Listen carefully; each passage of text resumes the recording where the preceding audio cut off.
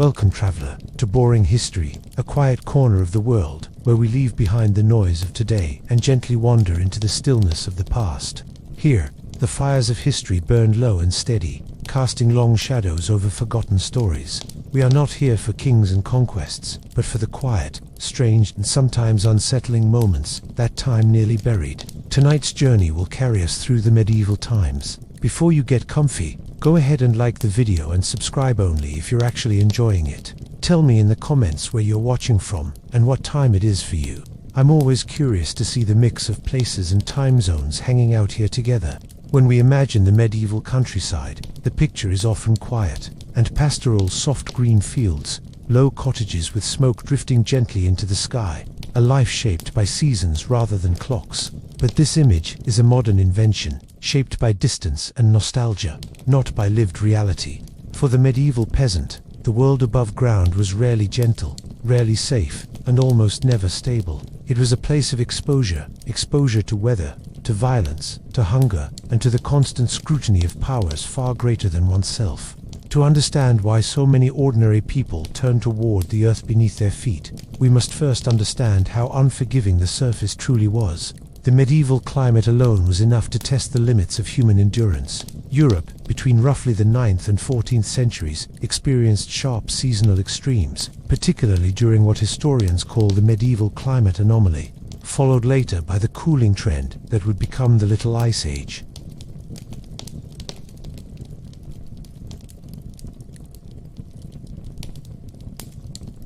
Droughts baked fields into dust, while sudden rains could flatten crops overnight. A peasant family lived or died by what the sky decided to do, and the sky rarely offered reassurance. Housing above ground did little to soften this reality. Most peasant homes were built from whatever materials were closest at hand: mud, straw, wattle.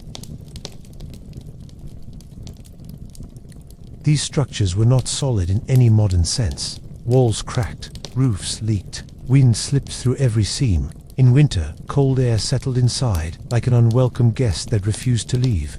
Fires burned constantly, but they heated unevenly and filled the room with smoke. The idea of a warm, sealed interior was unknown to most rural families. The outside world never truly stayed outside. Beyond the weather lay the far greater threat of instability. Medieval peasants lived in a landscape shaped by conflict. Wars were frequent, messy, and rarely confined to battlefields. Armies moved slowly and lived off the land, which meant that villages became supply depots by force. Crops were trampled, grain seized, livestock slaughtered.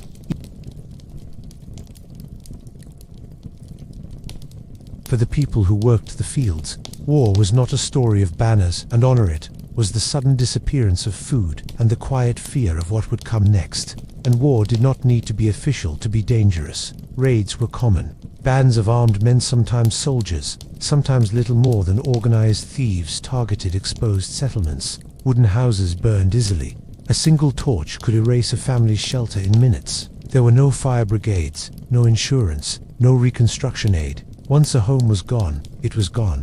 Digging into the earth, by contrast, offered a measure of concealment and resistance. Soil does not burn. A roof of packed earth does not glow in the dark.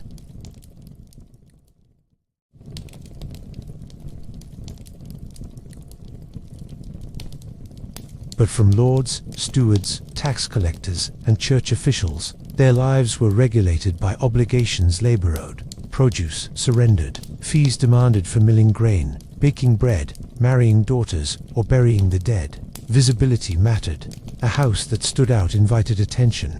Attention often led to demands. A lower profile, quite literally, could mean fewer questions and fewer burdens.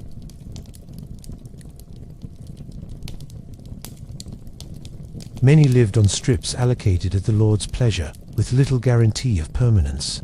If a family was forced to move, invest too much in a visible, permanent structure could be a liability. An underground or semi-subterranean dwelling required labor, not legal permission. It could be adapted, expanded, or abandoned with fewer consequences.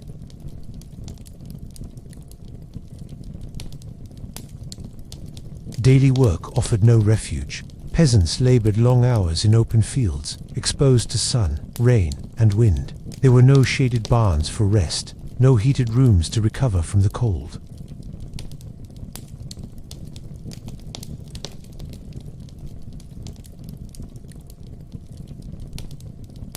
but relief a space where the wind did not bite quite so sharply, where the night did not feel quite so vast.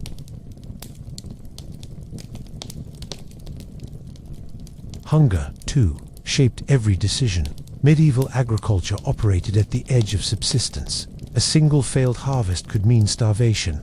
Grain stores were precious and vulnerable above ground, easily spoiled by damp air, rodents, or theft. The surface was a place where food disappeared quickly. Below ground, cooler temperatures and darkness slowed decay. Survival was not a matter of preference, but of marginal advantages, and even small advantages mattered. Disease haunted the open world as well. While medieval people did not understand germs, they understood patterns.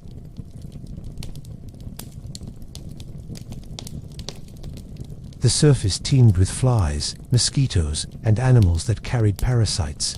Waste disposal was rudimentary at best. Villages smelled of manure, refuse, and stagnant water.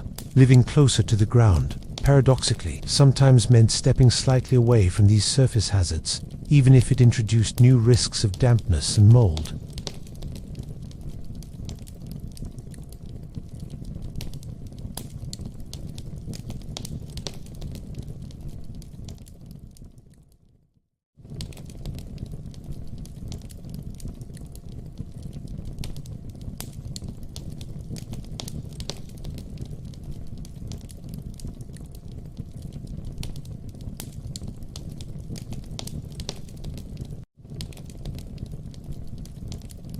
Medieval peasants did not retreat underground because they loved darkness or damp air. They did it because the surface offered too many ways to die. The earth was not kind, but it was consistent. It did not demand taxes. It did not march across fields with weapons. It did not freeze as sharply or burn as quickly.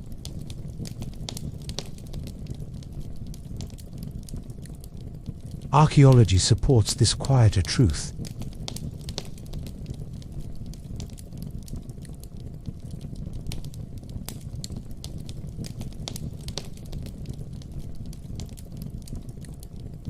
These were not mistakes or temporary shelters. They were deliberate responses to a harsh environment. They tell a story not of ignorance, but of adaptation. Below it, life was constrained, uncomfortable, and far from healthy, but it was marginally more controllable. So when families chose to lower their floors into the soil, when they shaped their lives around earth and darkness, they were not rejecting the world. They were responding to it honestly. The ground did not promise ease. It promised endurance. And in the medieval world, endurance was often the closest thing to safety that anyone ever knew.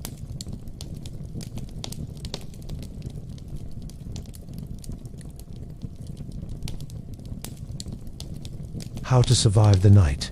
How to keep children alive through winter. How to endure one more season when the body was already tired. In that calculation, the earth itself emerged, not as an enemy to be conquered, but as a material to lean against. Stone, wood, and straw could fail. Soil, when used carefully, rarely did. The most important quality of earth was not its strength, but its patience.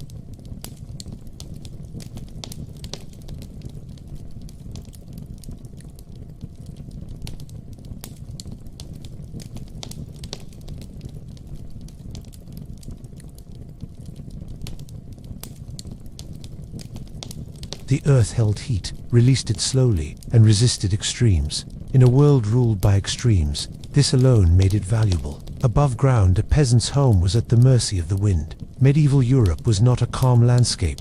Cold air moved freely across plains and through valleys, slipping through cracks in walls and gaps in thatched roofs. A fire could burn all night and still leave the far corners of a room numb with cold. But below ground, the wind simply stopped. Soil did not allow drafts.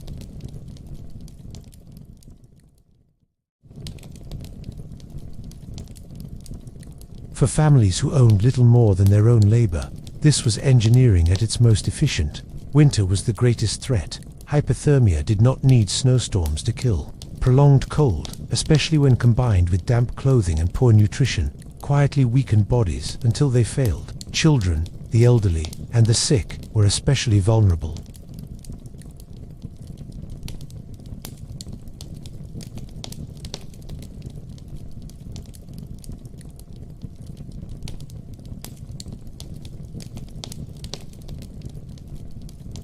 Summer, too, had its dangers. Heat spoiled food, exhausted bodies, and encouraged disease. Grain stored above ground could mold or attract pests.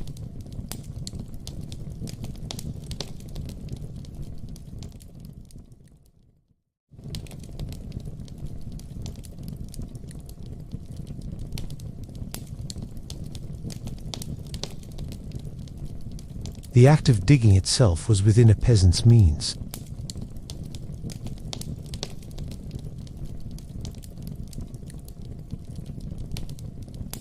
Digging required time and effort, but peasants had both, at least in theory. What they lacked was permission.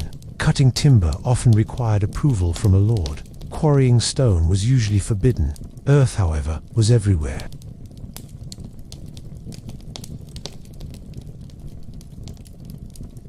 The ground did not belong to anyone in quite the same way wood and stone did. Once dug, the earth did much of the work on its own.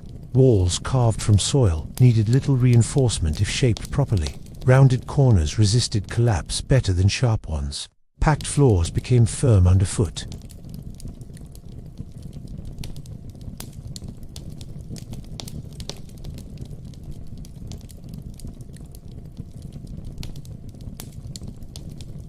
This knowledge was rarely written down, but it was widespread and practical. Earth also offered silence. Above ground, sound traveled voices, animals, approaching footsteps.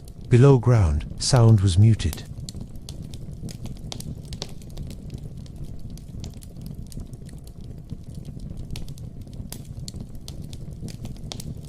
A family that could pass an evening without drawing attention reduced its risk, however slightly. Fire behaved differently underground as well. Hearths in sunken homes were dangerous in their own way. Smoke accumulated. Oxygen was limited, but the risk of accidental spread was lower. Flames did not leap easily to earthen walls. A collapsed thatch roof could trap people, but an earthen ceiling was less likely to ignite. Smoke stains blackened walls and lungs alike, yet smoke also deterred insects and preserved food hung from rafters.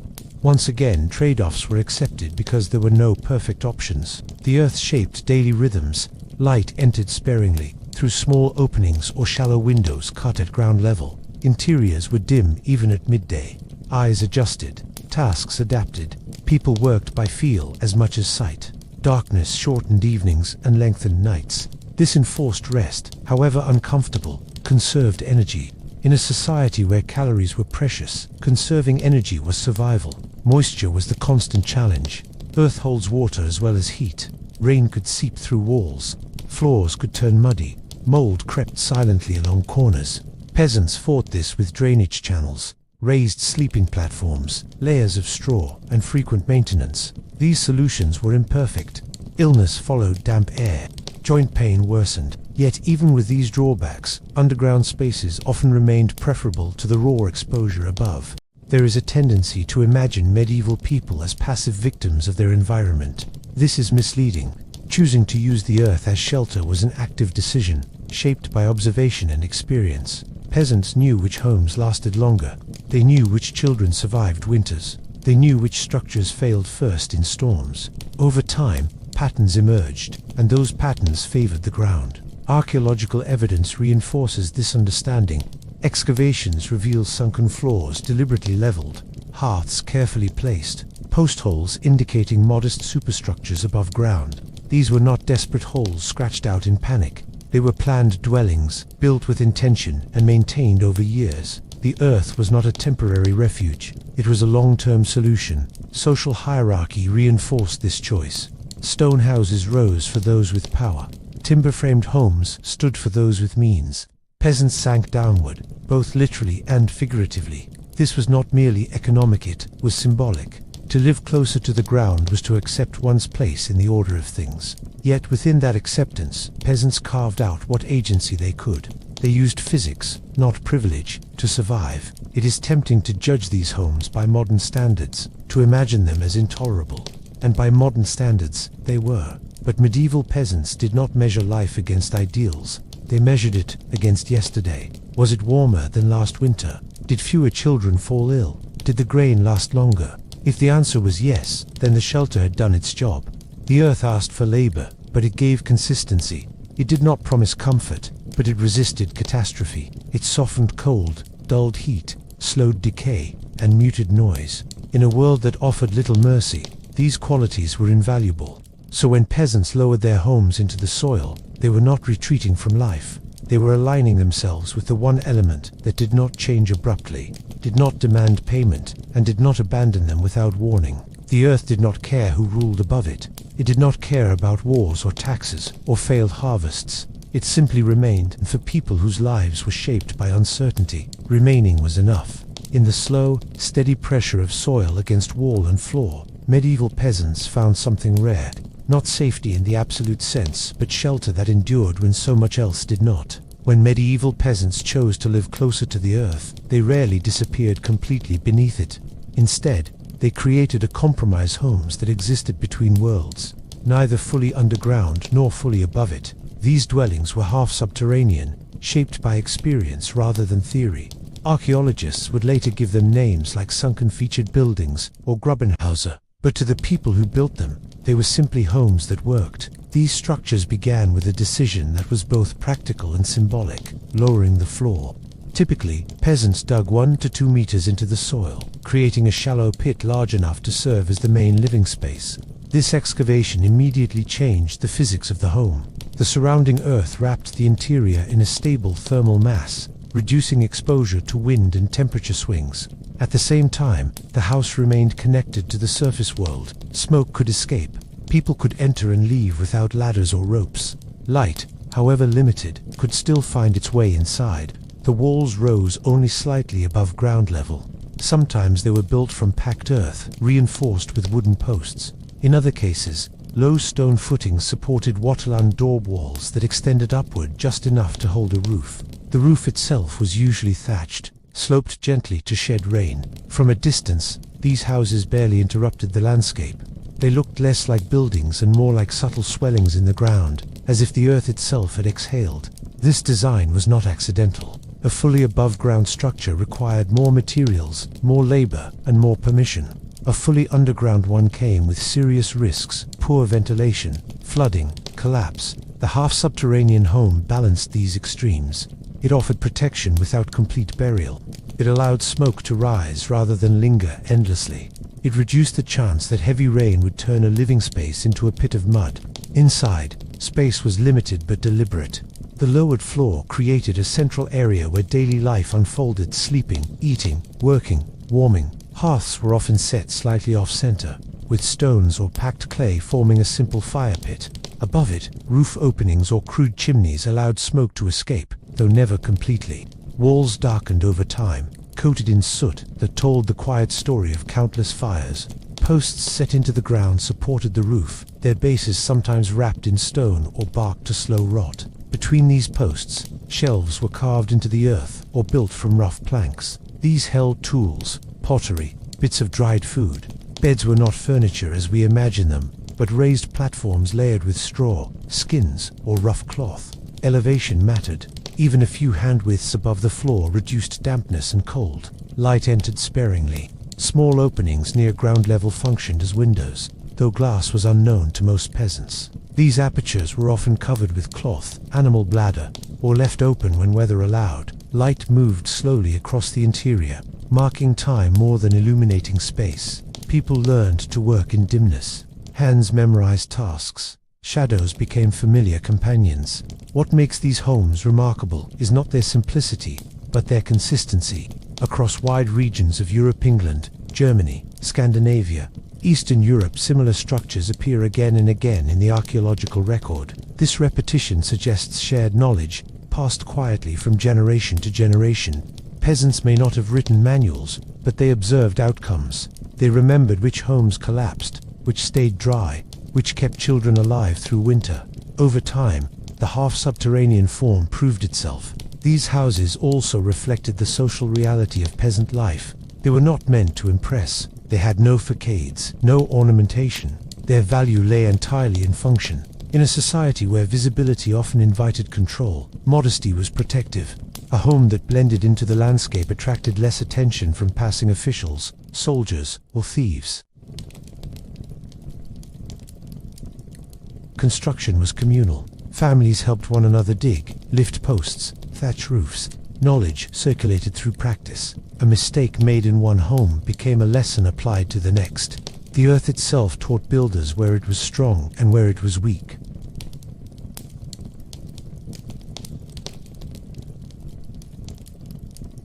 Where groundwater lay close to the surface, floors were raised slightly or drainage channels were carved. Drainage was always a concern.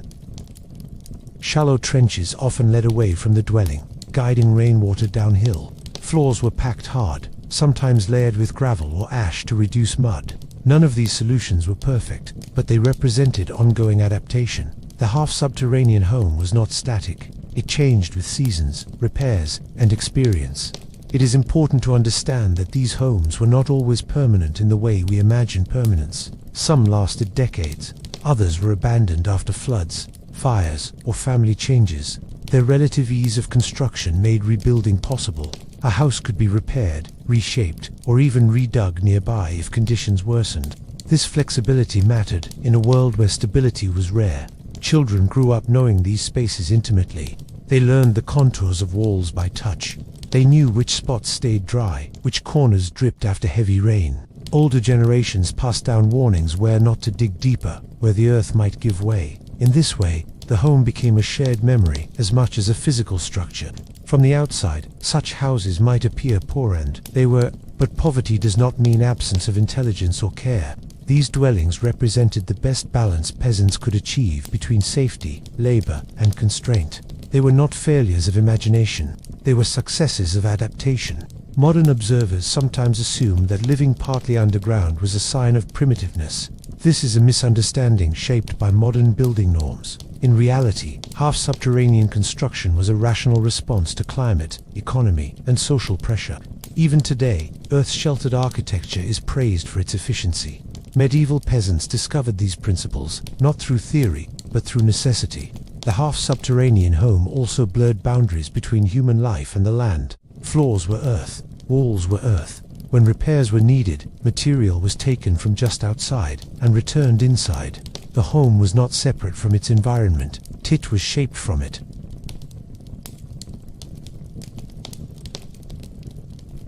A house was not an object placed on land. It was land, briefly shaped to hold human life. As centuries passed, some of these dwellings disappeared from view, collapsing back into the soil, leaving only faint depressions and scattered artifacts. Others were built over, layered beneath later structures. Their invisibility in the modern landscape mirrors their status in historical memory. Yet for generations of peasants, this in-between architecture was normal. It was how life was lived. To stand in the remains of such a home today is to notice how low the ceiling feels, how close the walls press in, how limited the light becomes.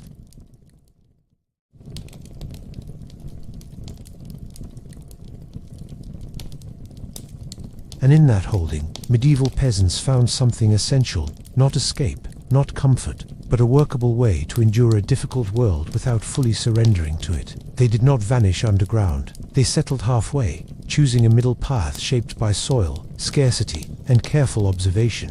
The half-subterranean home was not a retreat from life above, but a negotiation with it, one that allowed people to survive where standing fully exposed often meant failing. In the space between sky and soil, they built what they could, and for a time, it was enough. In the medieval world, scarcity was not always about absence.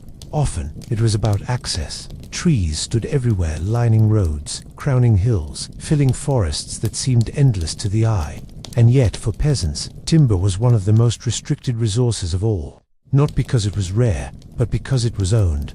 The forest, like almost everything else, belonged to someone else. And that single fact shaped how people built their homes, how they heated them, and why so many turned toward the earth instead of the trees above it. Medieval forests were not free spaces. They were carefully controlled landscapes, guarded by law, custom, and threat. Kings, nobles, monasteries, and lords claimed ownership over vast wooded areas, not only for timber, but for hunting, prestige, and power.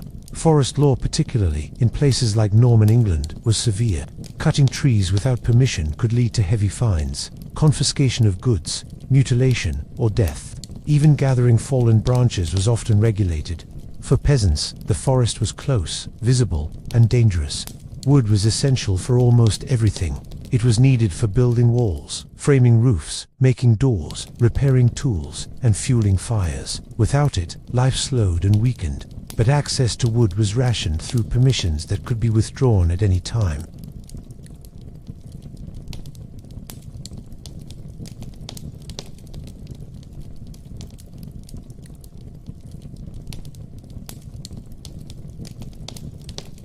This reality made above-ground housing expensive not in money, which peasants rarely had, but in risk. A visible timber house announced its materials to the world. It stood as evidence that wood had been taken, shaped, and used. If a steward came asking questions, the house itself could become proof of wrongdoing. An earthen home, by contrast, left fewer traces. Soil did not belong to anyone in quite the same way. Digging into the ground was easier to justify than cutting into a lord's forest. The imbalance of power mattered.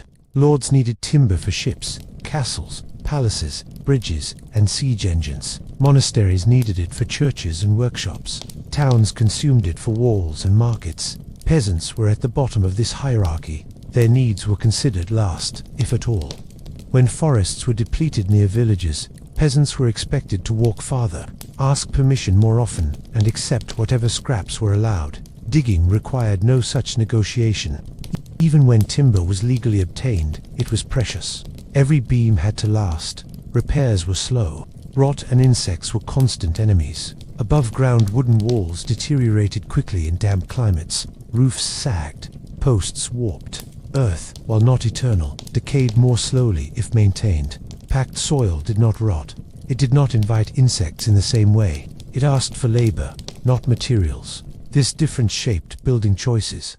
Many half-subterranean homes used timber only where absolutely necessary: vertical posts to hold a roof, simple frames to keep thatch in place. Walls relied on earth. Floors were earth. Sometimes even roofs were layered with sod over a minimal wooden structure, further reducing timber use. Every decision reflected a quiet awareness. Wood was a liability. Fuel shortages added pressure. Firewood was essential for cooking, warmth, and light. Lords allowed peasants limited rights to collect deadwood or small branches, but these rights were often contested. In harsh winters, people burned furniture, tools, and parts of their own homes to survive. A house that required less wood to heat, because earth insulated, it was a house that conserved fuel. Less fuel burned meant fewer trips to the forest, fewer risks taken, fewer laws broken. The fear of punishment was real and constant.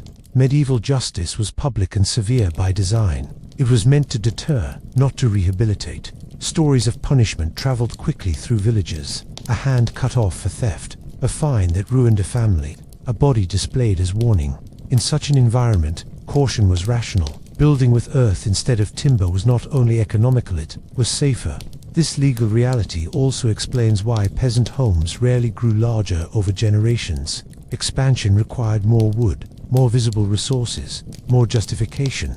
Instead of building upward or outward, families often adapted interiorist, digging slightly deeper, rearranging spaces, adding storage underground. Growth happened quietly, below the surface, where it was less likely to attract attention. Timber restrictions reinforced social hierarchy.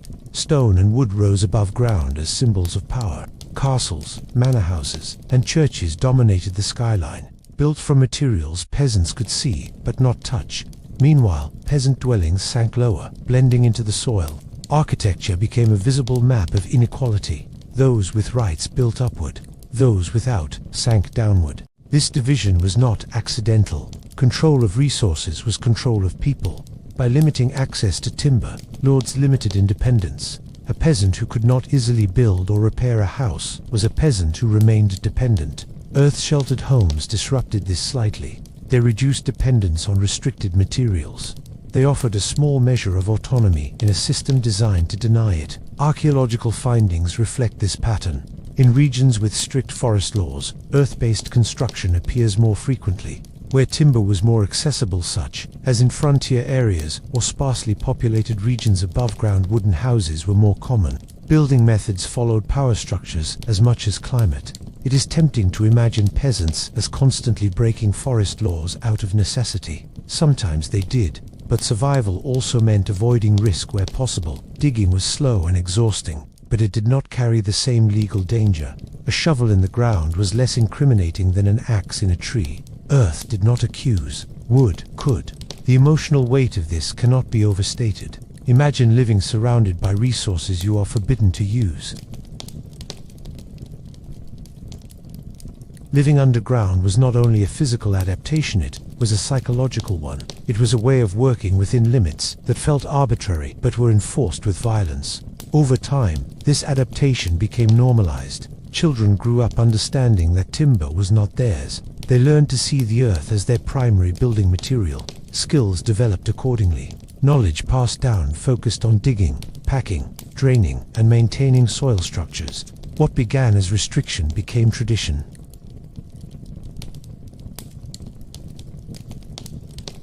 But they used it sparingly, carefully, and often reluctantly. Earth carried the burden that timber could not. So when we ask why medieval peasants lived underground, part of the answer lies not in climate or comfort, but in law. It could be shaped without permission, repaired without notice, and relied upon without fear of reprisal.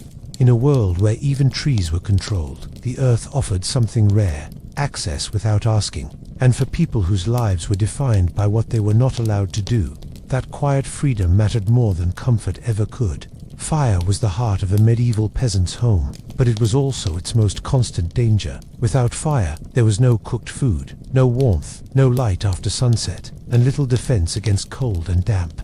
With fire, there was smoke that burned the eyes, scarred the lungs, blackened walls, and shortened lives.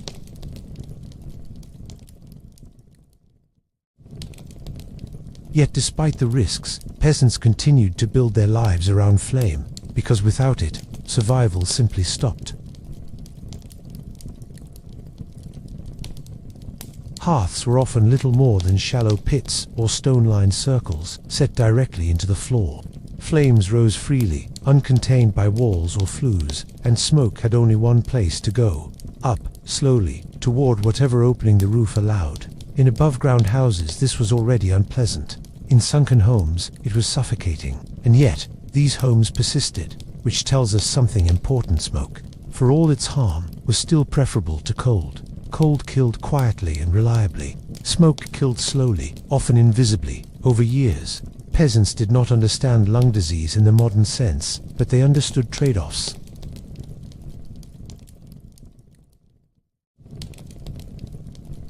A smoky interior meant coughing and stinging eyes, but it also meant warmth that lingered through the night. In a world of constant risk, the long-term danger was often overshadowed by immediate need. The earth changed how fire behaved.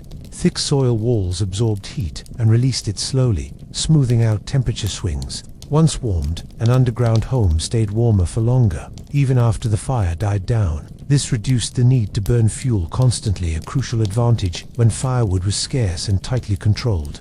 A smaller, steadier fire could maintain livable conditions, conserving precious wood. Smoke, however, was unavoidable. Roof openings were crude, sometimes nothing more than a gap in the thatch or a small vent that could be covered during rain. Wind direction mattered.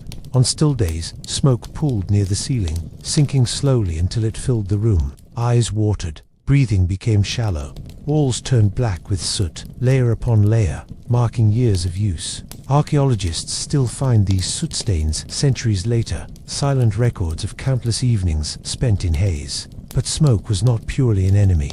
It had uses, and medieval peasants understood them well. Smoke deterred insects. Fleas, lice, and flies thrived in medieval homes, carrying disease and discomfort. Smoky interiors were less hospitable to these pests. Hanging food in the rafters allowed smoke to cure meat and fish, extending their shelf life. In an underground home, where cool temperatures already slowed spoilage, smoke added another layer of preservation. The air may have been harsh, but it protected calories. Fire also created light, and light mattered more underground than anywhere else. Without candles, often too expensive for regular use, fire was the primary source of illumination. The flicker of flames reflected off darkened walls, casting shadows that moved slowly with the night. This light defined the rhythm of the household. Tasks were done close to the hearth. Stories were told there. Repairs were made by feel as much as sight. When the fire died, the world shrank into darkness. The placement of the hearth was deliberate. Too close to walls, and the risk of collapse increased. Too central, and movement became difficult. Peasants learned where to build it by observation, not by rulebooks. Some homes had slightly raised hearths to reduce floor dampness. Others carved shallow channels to guide sparks away from sleeping areas. None of this eliminated danger, but it reduced it enough to be manageable. Fire also interacted with the structure itself. Earthen walls did not burn, which reduced the risk of catastrophic house fires. Thatch roofs were another matter, but the lower profile of half-subterranean homes meant flames were less exposed to wind.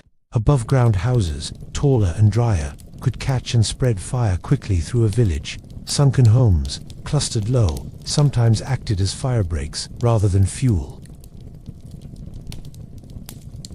Fires were often kept small, fed slowly, and allowed to smolder rather than blaze. This produced more smoke but conserved wood. Families gathered close, sharing heat. Sleeping arrangements reflected this reality.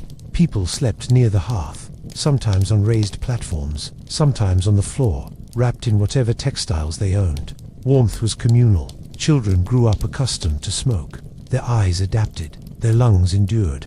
Many suffered from chronic coughing, shortened breath, and early death, though this was rarely linked directly to smoke at the time. It was simply part of life, like hunger or cold. Fire was not blamed, it was thanked. The smell of smoke became the smell of home. Clothes absorbed it, hair carried it. Even outdoors, people recognized one another by it. It marked class and place. Nobles smelled of incense and clean air. Peasants smelled of earth and fire. This distinction reinforced social boundaries as clearly as architecture did. Underground living intensified all of this. Smoke lingered longer. Air moved more slowly. But warmth was more reliable. Once again, peasants chose consistency over comfort. They accepted damaged lungs in exchange for surviving another winter. This was not ignorance. It was calculation shaped by experience. There were attempts at improvement. Some homes added simple chimneys made from clay or stone. Others enlarged roof vents or angled them to catch prevailing winds.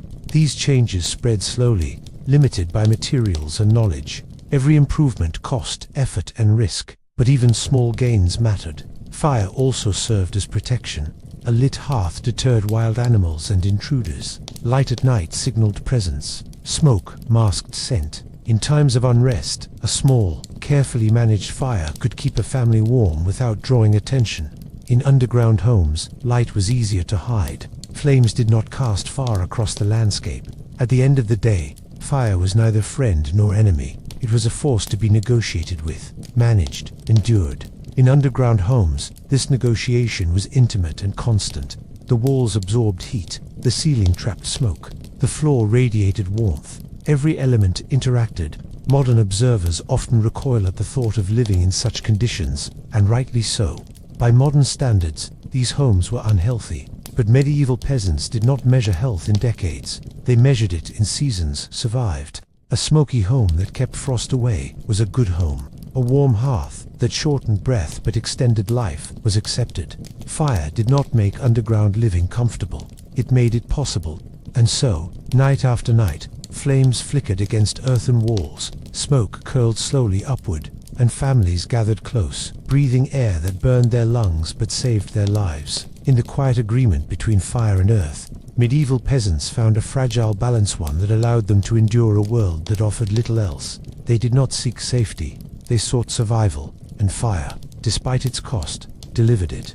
For medieval peasants, violence was not an occasional interruption of peace. It was a background condition of life, unpredictable and often unavoidable. War did not announce itself politely, nor did it confine its destruction to battlefields. Armies moved like weather systems, slow, heavy, and indifferent to those in their path. Raiders followed rumors of food, mercenaries followed payment, and peasants, rooted to their land and lacking protection, were left exposed beneath an open sky that offered no warning. Villages were easy targets. Most peasant homes were made of wood, straw, and mud, materials that burned quickly and left little behind. A single spark could erase years of labor. There were no walls, no trained defenders, and no obligation for lords to intervene in time. When danger came, it came fast, and for those who lived above ground, it came directly through the door. Living partly underground changed this equation in small but meaningful ways. A low-profile home was harder to see from a distance. From a hill or road, a cluster of half-subterranean dwellings might blend into the landscape, mistaken for natural depressions or uneven ground. Smoke could be managed, fires kept low, light did not spill outward as easily. These were not fortifications, but they were forms of quiet concealment. Concealment mattered because many acts of violence were opportunistic. Raiders sought easy targets, visible homes, accessible grain stores, livestock in open pens. A house that did not announce itself might be passed over in favor of one that did. In a time when survival could hinge on not being noticed, invisibility became a strategy. Underground spaces also offered immediate refuge. When danger appeared, suddenly distant shouting, the sound of hooves, the smell of smoke, families could retreat below ground. Children, food, and small valuables could be pulled inside and hidden quickly. Earthen walls muffled sound, packed soil absorbed shock. Even if attackers passed nearby, those below might remain unnoticed. This did not mean safety was guaranteed. Many underground homes were still discovered, looted, or destroyed. Violence found people wherever it wished. But peasants were not aiming for certainty. They were aiming to reduce risk, however slightly. Each advantage, no matter how small, mattered. Armies in the medieval world lived off the land. Supply lines were unreliable, and soldiers were often unpaid or underpaid. This made peasants targets by default. Grain, livestock, tools, and even cooking pots were seized without hesitation. Resistance was punished harshly. For peasants, the goal was not to defend possessions, it was to make them harder to find. Below-ground storage helped. Cellars connected to living spaces concealed grain and preserved food out of sight. Root vegetables buried in cool soil did not attract attention. A raiding party moving quickly might not bother digging for what it could not immediately see. In contrast, above-ground barns and granaries stood as obvious prizes. The earth also provided psychological shelter.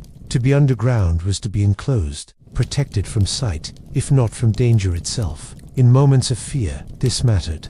The knowledge that walls surrounded you on all sides, that the ground itself stood between you and the outside world, offered a sense of containment.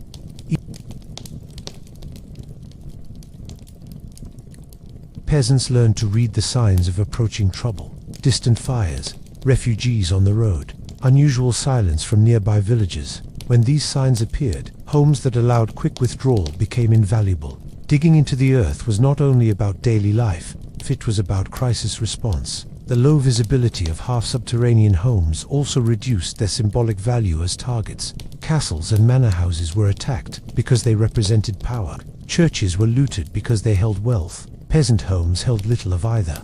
When they also lacked visibility, they became even less attractive to those seeking reward. In some regions, peasants expanded this logic further. Temporary hiding places, pits, caves, forest shelters were used during periods of extreme danger. Underground living spaces made the transition easier. Families accustomed to confined, dark environments could endure hours or days hidden away with fewer supplies. There was also a social aspect to this concealment. Communities shared knowledge about when to hide, where to retreat, how to remain silent. Children were taught not to cry. Fires were extinguished. Openings were covered. These practices were part of an unwritten survival code shaped by generations of experience. Violence did not always come from outsiders. Local lords enforced authority through force. Punishments were public and brutal. Resistance invited retaliation. A peasant home that was less visible, less accessible, and easier to abandon offered some protection. If a family had to flee temporarily, a semi-buried dwelling was less likely to be seized or occupied in their absence. Again, this was not about comfort or preference. Hiding underground was frightening. Darkness amplified fear. Silence pressed inward. But the alternative exposure was worse. The earth provided a barrier, thin but meaningful, between peasants and the chaos above. Archaeology hints at this function. Some sunken homes show signs of hurried abandonment, tools left behind, fires extinguished abruptly. Others reveal reinforced entrances or secondary exits, suggesting concern for quick escape. These details speak quietly of lives lived in anticipation of danger. It is important to understand that peasants did not view this as cowardice. Survival was not dishonorable. It was expected. Peasants were not warriors. They were food producers.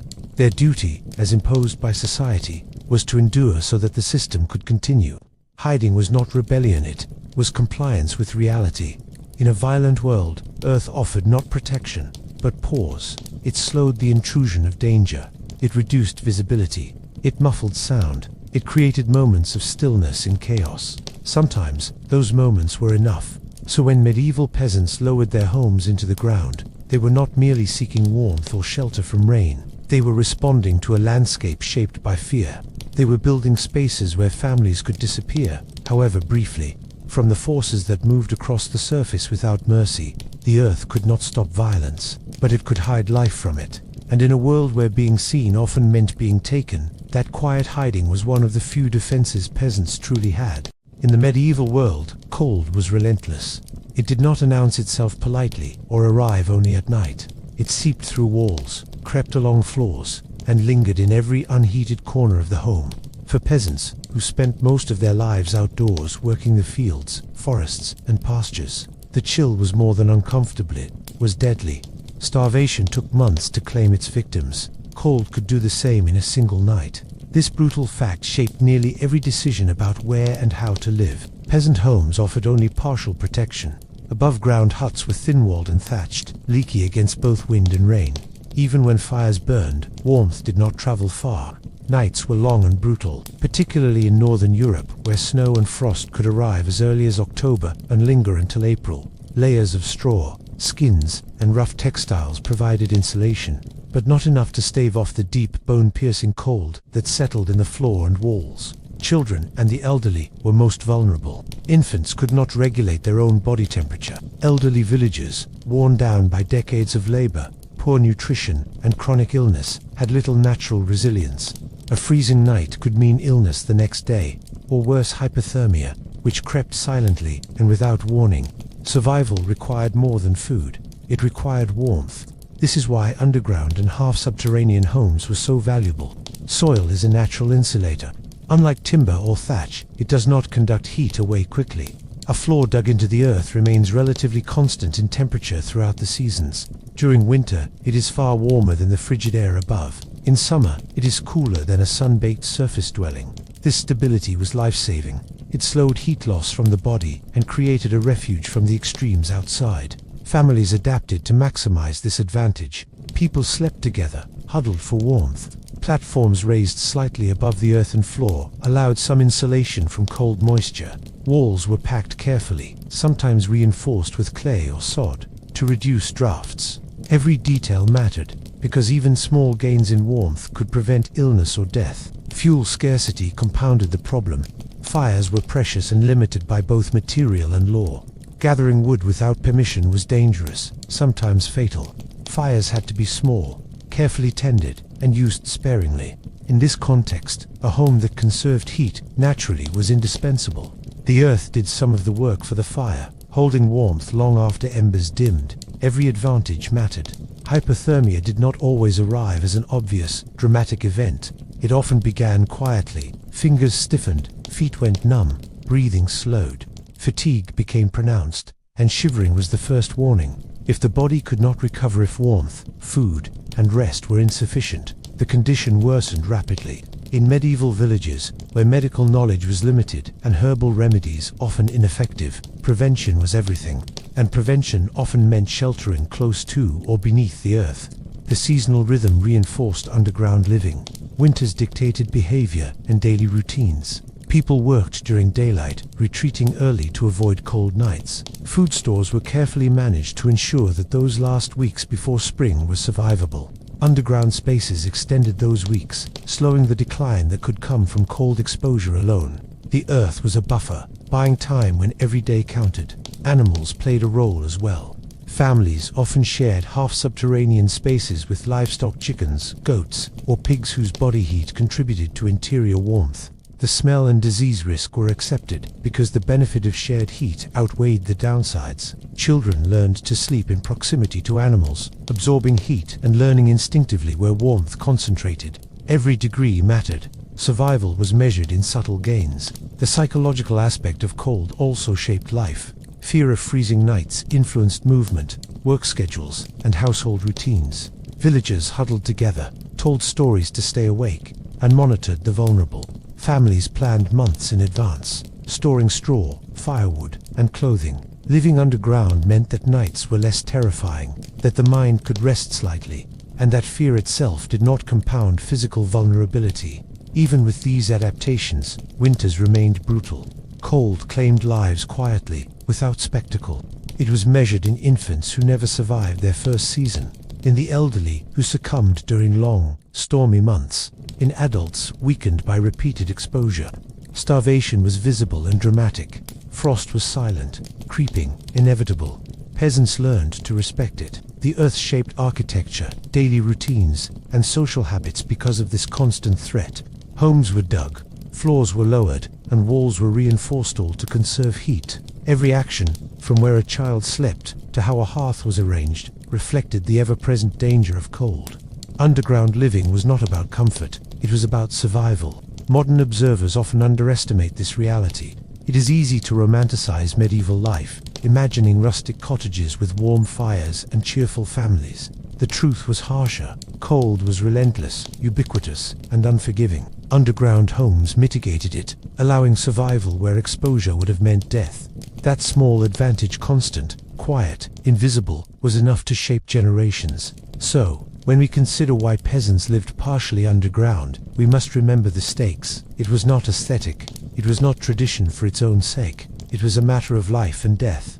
The soil cradled the family, shielding them from a world that could freeze them to the bone long before hunger claimed them. In the end, cold shaped not just homes, but lives. Every choice, every adaptation, every shiver in the dark was a negotiation with temperature itself.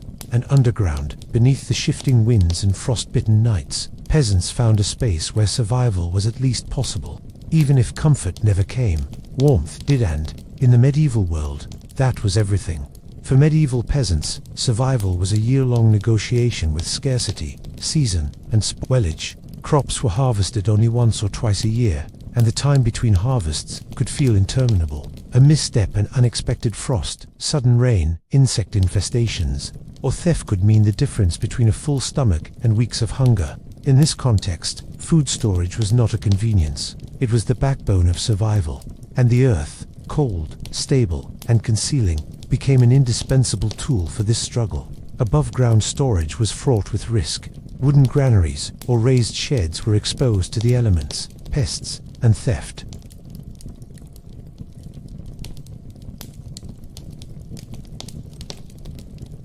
A well-meaning thief could take much more than a single meal. Even a single spoiled barrel could send a family into crisis.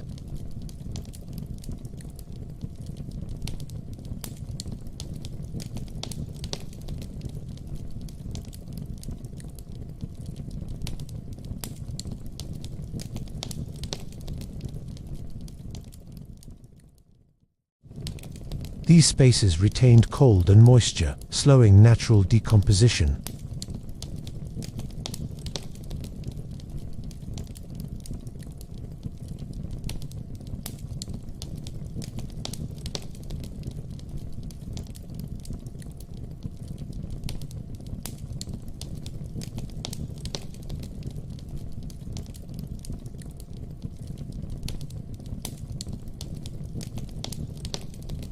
Peasants also adapted storage techniques according to the type of food. Dairy products, when produced, were perishable and required quick consumption. Butter might be buried in clay jars within a cool corner of the home to slow rancidity. Cheese, firmer and drier, could be stored for weeks or months, sometimes in small underground niches where airflow was limited, reducing exposure to pests. Meat was a particular challenge.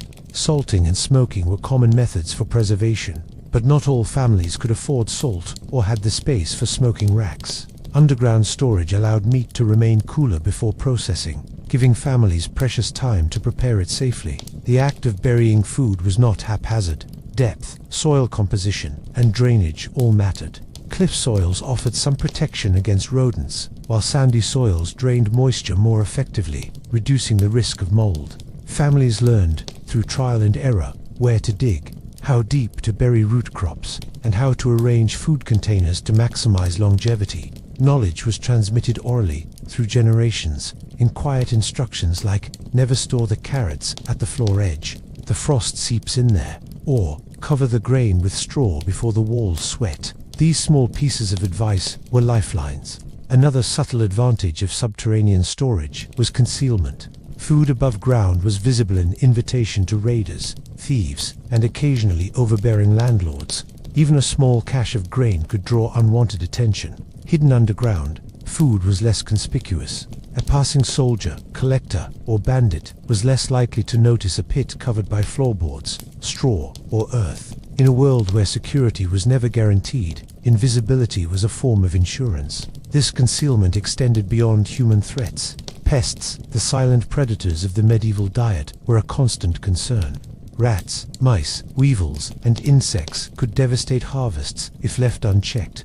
Earth and cool temperatures slowed their activity. Grain stored underground in sealed clay pots or lined pits was less accessible to rodents. Root vegetables buried in soil were naturally protected. Even simple measures like placing straw mats or wooden slats over stored food significantly reduced losses. The combination of temperature control and pest reduction made underground storage an essential strategy. Water was another crucial consideration.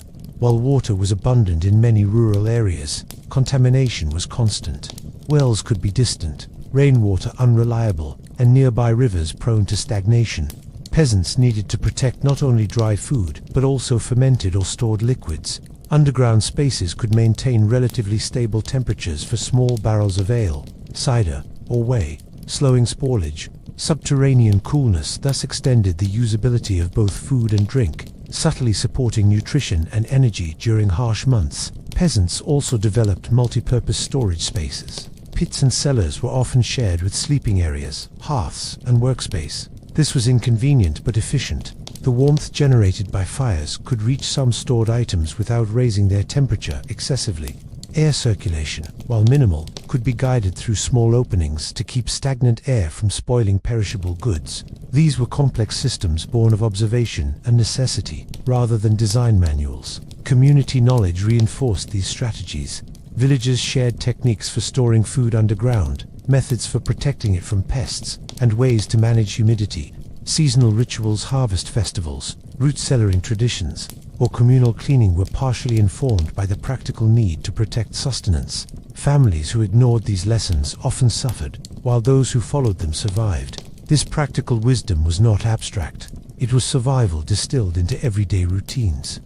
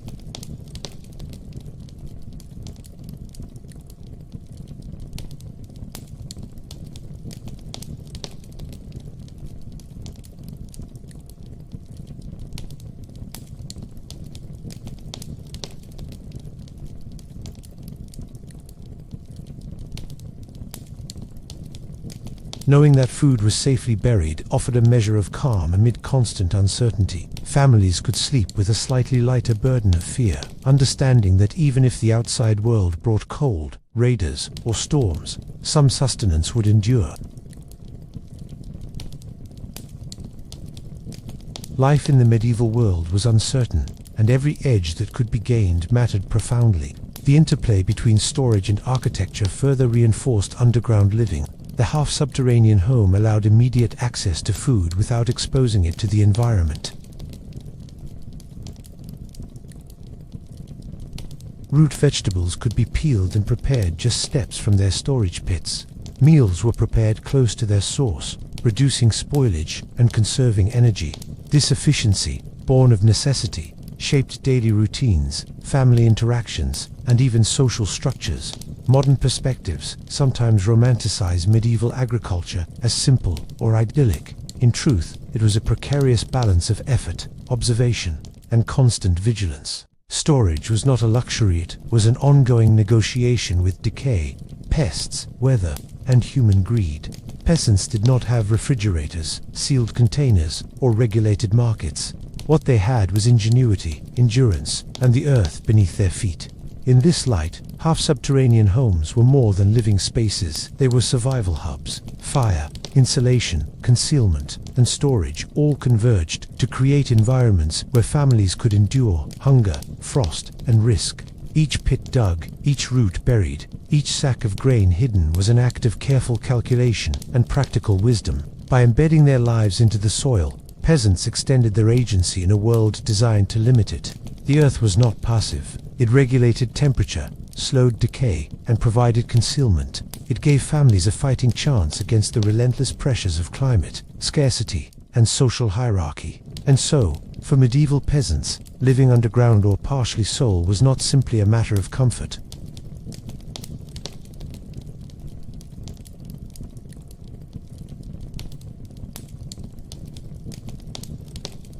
Each day, as families harvested, stored, and prepared sustenance, they relied on the silent partnership of soil to sustain life when the world above offered so little certainty. Survival, after all, was measured not in wealth or power, but in the quiet endurance of days, weeks, and seasons.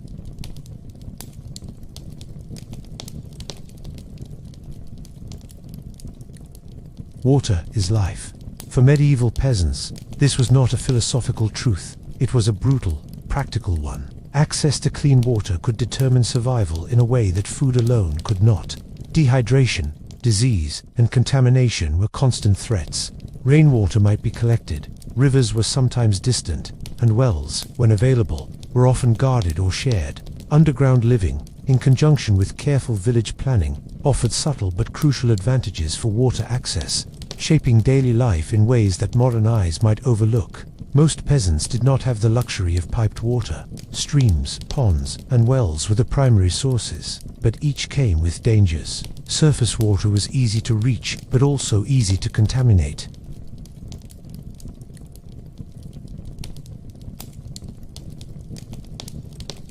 Wells were safer, but they were not always near homes. Digging a new well required permission, labor, and maintenance, and even then, contamination from shallow latrines or flooding was a constant worry. Rainwater offered purity, but was inconsistent. Storage barrels could hold it only so long before spoilage began. Half-subterranean homes often incorporated small, shallow pits to collect and store water safely. These were lined with clay, stone, or woven baskets coated with pitch, reducing seepage and contamination. Even small underground cisterns allowed families to maintain a supply for cooking, washing, and drinking during periods when outside sources were less reliable. These structures required careful thought. Too shallow, and water would freeze in winter. Too deep, and contamination from soil or seepage could render it undrinkable. Temperature, soil type, and drainage had to be considered simultaneously. Rainwater collection was an art as much as a science. Roofs were often thatched, which allowed for runoff into small channels leading to storage pits or barrels. In larger villages, communal cisterns might gather water from multiple roofs, providing a shared reserve during dry spells. The half-subterranean home's lower profile helped here as well. Reduced exposure to wind meant that rainfall was less likely to evaporate before collection. Moreover, water stored underground was naturally cooler and less prone to bacterial growth. The placement of latrines was critical. Open defecation was common in some areas, but even small latrines could contaminate nearby wells or storage pits. Underground homes allowed families to keep living areas and water storage slightly separated from waste while still maintaining proximity. Simple drainage systems, trenches, channels, or clay pipes guided runoff away from the house and its water supply. Even without advanced engineering, peasants understood the basic principle. Clean water had to be protected from human and animal waste. Underground storage of water had additional benefits beyond safety. Cool temperatures slowed bacterial growth, which could be fatal if left unchecked. In the heat of summer, water stored above ground could become stagnant, breeding pathogens. Below-ground pits, cellars, and cisterns remained relatively stable in temperature, often remaining refreshingly cool compared to the outside air. This not only improved safety, but made water more tolerable to drink during scorching months. improving hydration and overall health. Access to water also shaped daily routines. For cooking, drinking, and animal care, water had to be retrieved multiple times each day. If this meant long treks to rivers or wells, it added labor, time, and risk of exposure to theft, raiders, or animals. Underground storage reduced these burdens. Families could draw water quickly and in smaller quantities, minimizing trips and conserving energy. In winter, when rivers froze or mud made paths treacherous, underground cisterns could be life-saving. Children and women, who often bore primary responsibility for water collection, benefited most from this arrangement. Fewer trips meant fewer hours exposed to cold, fatigue, and danger. Underground storage allowed them to manage household tasks more efficiently, balancing cooking, cleaning, childcare, and maintenance. The labor saved by water storage influenced not only survival but social structure. Families could allocate energy toward farming, food preservation, and repairing the homework critical to enduring the seasons. Water storage was also a factor during times of siege or conflict. In villages that faced raids, armies, or forced levies, having a hidden, reliable water source was a quiet defensive measure. Even if families had to retreat into underground areas for hours or days, stored water could sustain them. Combined with stored food, these underground caches allowed peasants to weather crises that might otherwise force immediate surrender or flight. Communal knowledge governed these practices. Villagers often shared strategies for well construction, cistern lining, and water purification. Boiling water was not always feasible due to fuel scarcity, so methods like sedimentation, letting particles settle before use, were common. Rainwater was filtered through cloth or straw. Observing the survival of certain wells and pits over generations taught villagers what worked and what did not. These lessons, passed quietly, became as important as the physical structures themselves. Water management influenced architectural choices. Homes were often dug in locations where drainage was natural and underground water was accessible, but not intrusive. A poorly chosen site could flood pits, dampen floors, or destroy food storage. Proper siting minimized these risks. The half-subterranean design also made water access simpler. Stored water was on hand. Floors were slightly raised to avoid seepage, and channels could be easily dug or repaired without compromising the house's stability. Winter posed unique challenges. Freezing temperatures could lock surface water and rainwater barrels into solid blocks. Underground pits mitigated this. The insulating properties of soil prevented freezing or slowed it significantly, allowing families to maintain liquid water even in prolonged cold spells. Access to unfrozen water could mean the difference between dehydration, illness, or survival. Interestingly, underground water storage also reinforced social interactions and hierarchy. Families that could dig deeper pits, maintain cleaner cisterns, or protect their water stores better had a slight survival advantage. In some villages, shared access to water created bonds. Neighbors taught one another how to maintain pits, carried out joint cleaning, or lent containers during shortages. Yet, those who failed to maintain their stores might face social consequences, particularly when scarcity pressed the community to cooperate. The role of water in daily life extended beyond drinking and cooking. It was essential for hygiene, though bathing was infrequent by modern standards. Washing hands, cleaning food, laundering textiles all required careful management. Underground access made this less arduous, providing a nearby source that did not require long walks in wind, rain, or snow. Even small efficiencies mattered, because physical labor was constant and relentless. Medicinally, water was crucial. Medieval medicine often relied on herbal remedies mixed with water. Clean water meant the difference between medicine that healed and medicine that harmed. The earth's cooling, stabilizing influence helped ensure that these preparations did not spoil before use. It was an unseen but vital contributor to health. Ultimately, access to water reinforced the logic of underground and semi-subterranean living. Cold, damp, or dangerous weather, combined with scarcity and social constraints, made surface water less reliable. Soil provided temperature stability, concealment, and proximity. Homes embedded in, or partially beneath the ground, allowed families to draw water quickly and safely, conserving energy, avoiding exposure, and maintaining health. In the grand calculus of survival, water was equal in importance to food, fire, and shelter. Underground storage was not a luxury, it was a lifeline. It allowed families to endure frost, drought, and human threats while maintaining the minimal requirements for life. By combining water management with half-subterranean architecture, medieval peasants created systems that were quiet, efficient, and life-preserving. And so, as children fetched water from nearby pits, women stirred soups and porridge using liquid drawn from earthen cisterns, and men repaired channels and vents, life continued in a delicate balance. The earth was partner, protector, and silent provider.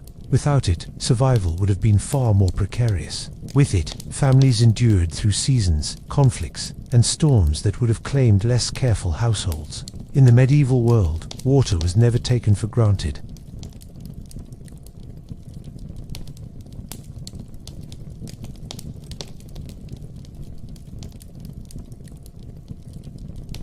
In the medieval world, disease was as constant a presence as the seasons, shaping lives in subtle and devastating ways. Villages were not isolated from illness, they were breeding grounds for it.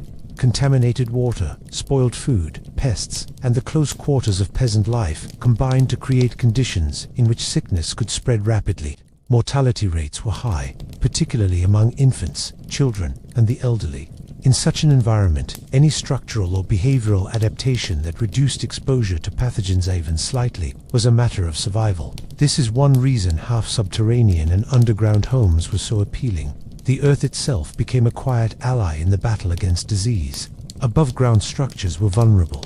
Timber, wattle, and thatch absorbed moisture, nurtured insects, and created damp corners where bacteria could thrive. Floors were often bare earth, which became muddy with rain and tracked with feces from both humans and animals. Open air, defecation, or nearby latrines meant that pathogens could easily contaminate living spaces. Peasants understood, in practical terms, that proximity to filth was dangerous even if they lacked modern knowledge of microbes. They observed patterns. Families who stayed dry, sheltered, and isolated from obvious contaminants seemed healthier. They learned, by experience, to value subtle environmental advantages. Semi-subterranean homes offered several hygiene-related benefits. The earth itself moderated temperature and moisture in ways that discouraged the rapid growth of bacteria and fungi. While dampness could still be an issue, packed soil walls were more stable than when exposed to fluctuating rain, reducing mold growth. Floors could be raised slightly or lined with straw, absorbing waste and providing a layer of separation from the earth. These design features were not purely structural, they were practical defenses against the unseen enemy of disease. Pests were another major concern. Fleas, lice, mice, and rats thrived in overcrowded, warm, and damp conditions. Fleas carried plague, lice carried typhus, rodents carried myriad infections, and consumed stored food. By reducing exposure through careful design, peasants improved survival chances. Low-profile, earth-sheltered homes were less hospitable to some pests. Cold and stable underground temperatures slowed the life cycles of insects that might otherwise multiply rapidly in warmer, above-ground timber homes. While this did not eliminate infestations entirely, it mitigated them in subtle ways that could mean the difference between a minor nuisance and a lethal outbreak. Sanitation was always a balancing act. Latrines were often outside or in a corner away from living spaces, but runoff and seepage could still contaminate nearby homes. Half-subterranean dwellings allowed careful control of drainage. Trenches, channels, and sloped floors guided water and waste away from living areas. Even small innovations, raising beds slightly above the floor, lining storage pits, covering floors with straw mats, helped reduce direct contact with pathogens. These measures were pragmatic and effective. Crowding compounded disease risk. Families often lived in a single, compact space. Sleeping, cooking, and working occurred in the same room. Heat, smoke, and human presence all created conditions where bacteria and pests could thrive. The earth mitigated this by providing cooler, more ventilated conditions, particularly in storage areas or lower sections of homes. Underground spaces acted as buffers. Cold, shaded areas slowed decomposition, reduced the activity of disease-carrying insects, and allowed for a separation between living and sleeping areas versus storage and workspaces. Water and food hygiene were inextricably linked to underground living. Cisterns and pits reduced exposure to contaminated surface sources, as discussed in previous segments. Stored food was protected from moisture and pests, reducing the risk of spoilage that could lead to gastrointestinal illness. Peasants recognized these benefits empirically. Observing which families survived harsh winters, droughts, or outbreaks helped establish informal rules about how to store water and food underground. Lessons passed quietly from one generation to the next, forming a body of knowledge that was practical, empirical, and life-saving. Air quality was another factor. Smoke from fires, while necessary for warmth and cooking, could carry both risks and benefits. Smoke deterred insects, as mentioned previously, but it also helped disinfect the air in subtle ways, reducing the survival of some airborne pathogens. Underground homes with low ceilings trapped smoke more efficiently, creating a smoky but insect-reduced environment. While the smoke irritated lungs over time, it likely offered a net benefit by lowering the density of some disease vectors. Peasants learned to manage fires carefully, balancing warmth, pest control, and air quality in ways that maximized survival. Hygiene practices extended beyond the home itself. Peasants understood the importance of cleaning floors, ventilating living spaces when possible, and separating living areas from waste disposal. Small acts sweeping straw, replacing bedding, or moving storage pits were simple interventions that reduced exposure to bacteria and pests.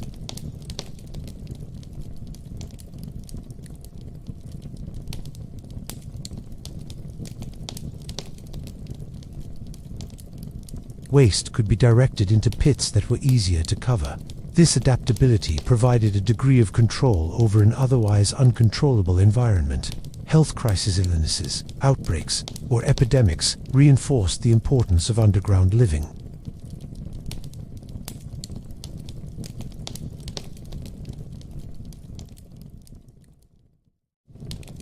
Cold air could reduce the activity of pathogens, dampness could be managed, and access to stored food and water allowed isolation from infected community members.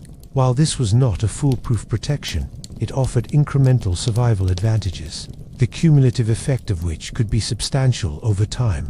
Social structure and disease were intertwined. Peasants often lived in tight-knit villages where cooperation mattered, but contagion spread easily. Ill individuals were sometimes isolated in small underground pits or side rooms within homes. Caregiving occurred nearby, with access to stored water and food, reducing travel and exposure. This practical arrangement reflects how architecture, daily life, and health were deeply connected. Underground spaces were not luxury refuges, they were functional health interventions built from necessity and observation. Even clothing and textiles were affected. Damp, cold, and enclosed spaces could exacerbate fungal infections or lice infestations, but underground spaces moderated these extremes. Clothes stored in straw-lined chests or hung in cooler, shaded areas were less likely to attract pests or rot. Bedding placed above slightly raised floors avoided contact with damp earth. Every aspect of daily life, from clothing to cooking to sleeping, was influenced by the interplay of health, hygiene, and architecture. Knowledge about disease was limited. Medieval peasants did not understand germs in the modern sense. They relied on observation, superstition, and the slow accumulation of experience. They noted patterns: which houses stayed healthy, which villages succumbed to illness, which water sources caused sickness. Underground living emerged as a rational response to these observations, creating microenvironments that reduced risk even without formal medical knowledge. The earth, in this sense, was both shield and partner. It provided stable temperatures, regulated moisture, and reduced exposure to pests. It created spaces where disease could spread less efficiently and where families could store clean water and food safely. While not a cure, it was a practical mitigation, a subtle, continuous defense woven into the very structure of life. By combining underground architecture with careful management of fire, water, food, and waste, medieval peasants created homes that were more resilient to disease than above-ground alternatives. Survival was never guaranteed, but these adaptations reduced risk in measurable ways. Families lived longer, children survived critical early years, and communities maintained continuity across generations. In a world where epidemics could strike without warning, and where minor infections often proved fatal, these small advantages were monumental. They were the quiet triumphs of observation, patience, and ingenuity. Living partially underground was not a matter of comfort or aesthetics. It was an active, practical response to the constant threat of disease-built environment designed for survival, guided by empirical wisdom rather than scientific theory. And so, Beneath the packed earth, the half-subterranean homes of medieval peasants were more than shelters. They were microcosms of hygiene, disease management, and health strategy. The soil, the cool storage pits, the carefully managed hearth, and the proximity to water all converged to create conditions that allowed life to persist despite relentless pressures from nature and circumstance. Underground living, in this context, was a choice dictated by necessity, refined by experience, and sustained by observation. It allowed medieval peasants not only to survive, but to endure in a world that offered few guarantees. The earth was neither indulgent nor forgiving, but it provided a subtle, quiet protection that was invaluable in a world dominated by disease. Medieval peasants did not live in isolation. Their survival depended on the subtle interplay of family, neighbors, and the broader village community. Life underground or partially underground was not just a matter of individual or household adaptation. It was part of a larger social ecosystem where cooperation, knowledge sharing, and collective defense shaped daily life. The earth beneath their feet became both a personal refuge and a communal asset, supporting not only individual families but entire settlements in ways that were quietly strategic. Though rarely recorded in formal chronicles, villages were often tightly clustered. Homes were built close together for protection, resource sharing, and social cohesion. The clustering amplified the advantages of underground living. Low-profile, half-subterranean structures reduced visibility from the outside, helping shield the village from raiders or hostile forces passing through the region. Smoke from fires was less likely to travel far, making the village appear less active from a distance. The earth acted as camouflage, a practical defense embedded in architecture itself. Beyond defense, clustering reinforced communal support. Families shared knowledge about digging, drainage, and construction, ensuring that everyone could benefit from collective experience. Techniques for building stable earthen walls, for creating small storage pits, and for managing fire and smoke were passed from neighbor to neighbor. Children learned by observation as well as instruction, gaining practical skills from a young age that were essential for survival. In this way, underground homes fostered the transmission of technical knowledge across generations. Water and food logistics also demanded cooperation. While families maintained private storage pits and cisterns, communities often coordinated larger-scale water collection and irrigation efforts. Shared channels, drainage systems, and wells required maintenance and monitoring to remain effective. Villages might collectively reinforce storage areas, clear debris, and manage runoff from rain or nearby fields. These activities strengthened social bonds while directly supporting survival. Underground architecture made these tasks more manageable. Shared trenches could protect multiple homes, and drainage channels could serve both domestic and agricultural needs. The arrangement of homes and community spaces also facilitated defense against human threats. Villages were vulnerable to raiding, theft, and armed conflict, while the low profile of half-subterranean homes reduced visibility. Villagers also developed strategies for rapid communication and mutual aid. Families could signal one another in subtle ways when threats appeared, allowing quick retreats to underground shelters or temporary refuges. Secondary exits, connected cellars, and reinforced earthworks provided options for escape or temporary concealment. Survival often depended not on individual heroism, but on coordinated action, made possible by the physical layout of underground villages. Communal underground spaces served other purposes as well. Some villages included shared storage areas for grain, tools, or communal food reserves. These spaces were often cooler, darker, and more protected than individual households could achieve alone. They allowed the community to withstand periods of scarcity, harsh weather, or disruption in trade. The soil itself moderated temperature and humidity, slowing spoilage and reducing exposure to pests. Villagers recognized that survival was not solely the responsibility of each household. Collective effort increased the likelihood that everyone would endure the winter. Even social life was influenced by subterranean design. Narrow passageways, small rooms, and shared hearths encouraged interaction, storytelling, and the transmission of practical knowledge. Tasks such as weaving, tool repair, and food processing were often performed communally, reinforcing bonds and ensuring skills were widely known. In underground homes, proximity was unavoidable, and the need for cooperation was reinforced by daily necessity. Families shared warmth, labor, and protection, learning that survival depended as much on social cohesion as on architectural design. Ritual and tradition also intersected with underground living. Seasonal festivals, communal meals, and religious observances often involved shared preparation and storage of food in cellars or pits. Harvest celebrations, for example, were both practical and symbolic. Grain was stored, root vegetables buried, and the community collectively ensured that provisions would last through the lean months. Earth-sheltered spaces facilitated these activities by providing a stable, cool environment where food could be processed, preserved, and shared safely. Education and knowledge transmission were quietly embedded in these communal interactions.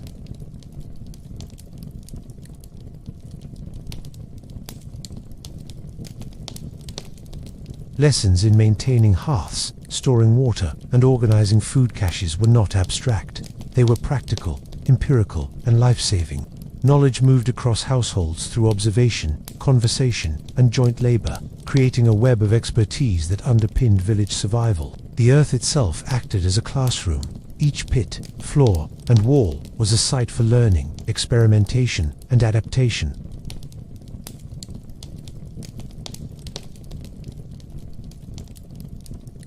Families who demonstrated skill in maintaining their homes, storing food, or managing fire and smoke gained respect and informal authority.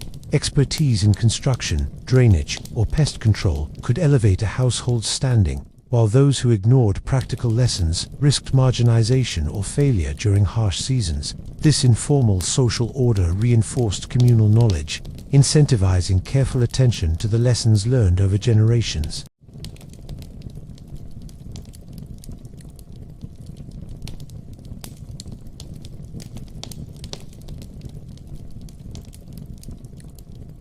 This allowed participation in local markets, sometimes extending survival beyond the village itself.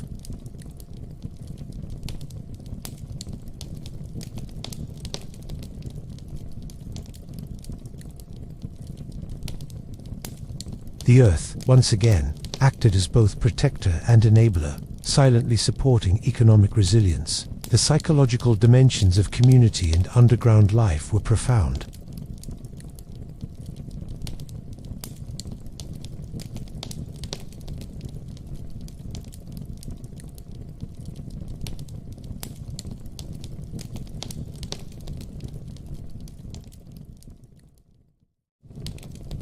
The village functioned as a tightly connected organism, each household contributing to the stability of the whole. Survival was inseparable from cooperation, and the architecture itself fostered that cooperation. Seasonal labor further reinforced these bonds. Planting, harvesting, food preservation, and maintenance of water systems were collective endeavors.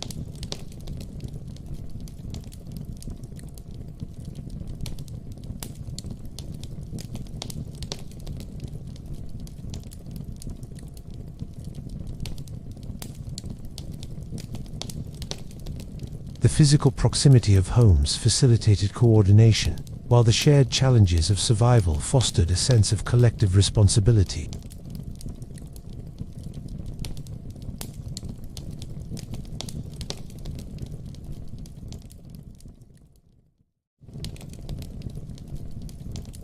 Shared spaces, secondary exits, and concealed storage areas supported collective resilience. The earth itself became a partner in these strategies, providing concealment, stable temperatures, and a buffer against both human and environmental threats. Villagers who worked together could endure events that would devastate isolated households. Religious and cultural life also intersected with underground living. Holy days, seasonal rituals, and communal feasts often involved shared labor and storage. Stories, songs, and prayers were passed within the cozy confines of earthen walls, where warmth, darkness, and proximity fostered reflection and continuity. Knowledge and culture were embedded in daily survival practices, creating a tapestry of practical and spiritual resilience. They were integrated ecosystems where architecture, labor, knowledge, and social cohesion converged. The earth moderated temperature, concealed dwellings, protected resources, and slowed the spread of disease.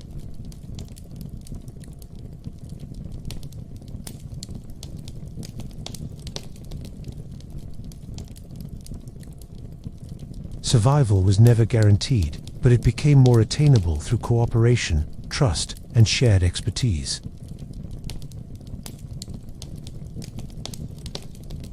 It allowed peasants to manage risk from environmental extremes, disease, predators, and human violence.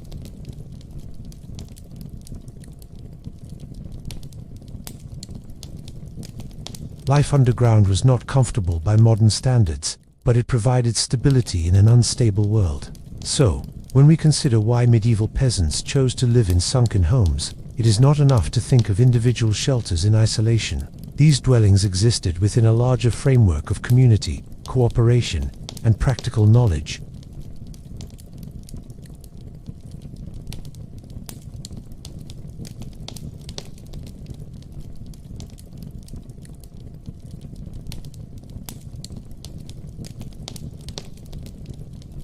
In the quiet, low-profile villages, families slept close to the earth, stored their food safely, drew water from cisterns, tended hearths carefully, and taught the next generation the lessons of survival. The earth was both a protector and a teacher, offering subtle advantages that allowed life to persist in a world of unpredictability and danger. And in this way, medieval peasants endured not alone, but together, bound by the soil beneath their feet and the shared wisdom of generations.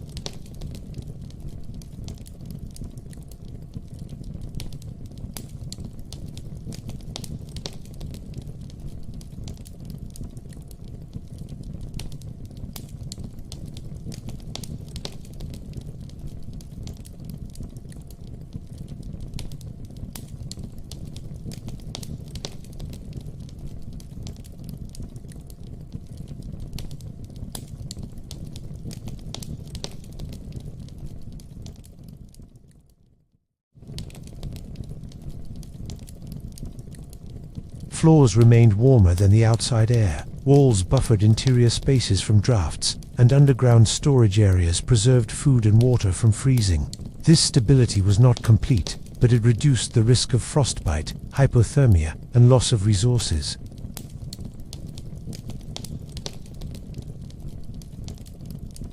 Summer brought a different kind of threat. Sun-baked timber and thatch could make above-ground homes nearly unbearable during heat waves.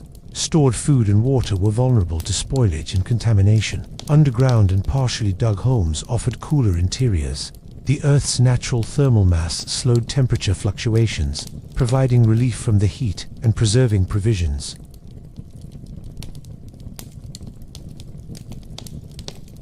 The cool of the Earth, often taken for granted, became a daily comfort and a practical necessity.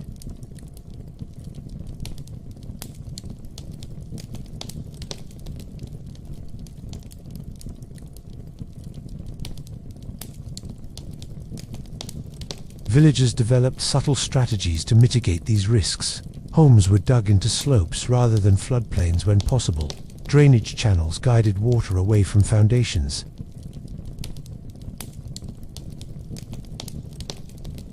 These interventions, combined with the low profile of half-subterranean homes, allowed peasants to survive seasonal floods more effectively than if they had relied solely on above-ground structures. Wind was another invisible enemy. Strong gusts could lift roofs, collapse walls, and scatter belongings.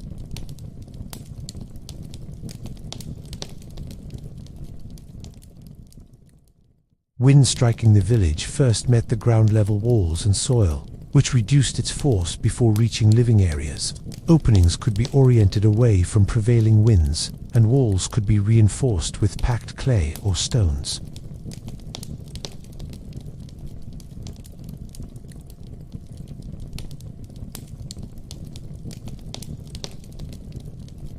Rainwater management was a critical concern as well. Excess water could erode floors, spoil food, and compromise foundations.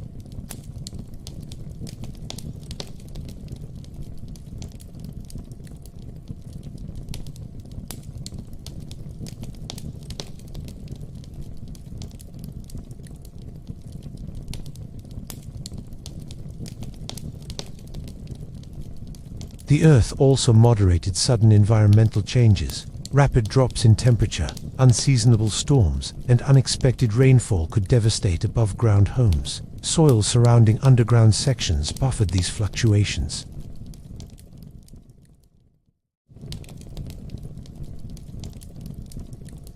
This stability allowed peasants to rest, recover, and maintain daily tasks despite a world that could change dramatically from one day to the next. Even minor seasonal disruptions had cascading effects on health and survival. Cold dampness weakened immune systems, exposure to rain could spread illness, and heat could spoil provisions. Families could maintain a more stable environment for sleeping, cooking, and storing essentials. Over time, this stability improved survival odds in ways that were imperceptible on a day-to-day basis, but profound over months and years. Storms, droughts, and seasonal extremes also influenced community planning. Villages were often sited with topography and mine slopes for drainage, proximity to water without being vulnerable to flooding, and soil suitable for digging stable homes. Half-subterranean dwellings allowed the community to optimize these conditions. Collective knowledge about which locations were safest, how to orient entrances, and how to manage runoff became part of the unspoken wisdom of village life.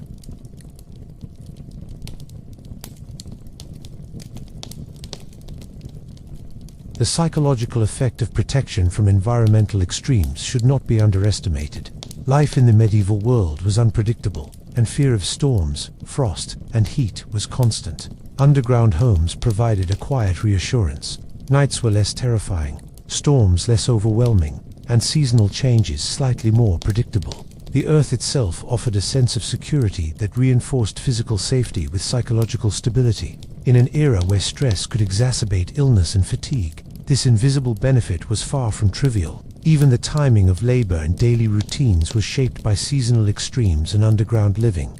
Work could begin earlier or continue later without exposure to frost or excessive heat. Food preparation, water collection, and craft work could occur in more temperate conditions. Underground spaces were not spacious, but they allowed tasks to continue with fewer interruptions and lower risk. Energy and efficiency were conserved, and these small gains accumulated over days and seasons, directly influencing survival. Underground living also reduced maintenance burdens in the face of extreme weather. Thatched roofs, exposed walls, and timber supports in above-ground homes required frequent repair after storms. Half-subterranean homes, shielded on multiple sides by earth, endured weather more effectively.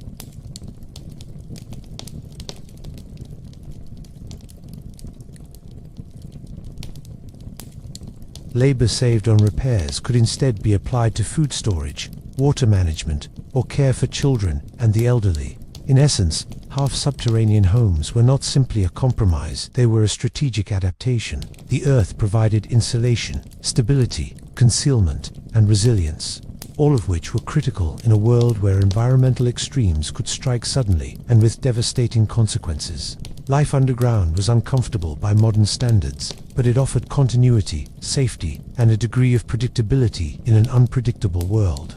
The cumulative effect of these benefits shaped generations: children who survived winters, adults who withstood storms, and families who preserved food through droughts, all owed part of their endurance to the earth beneath their homes.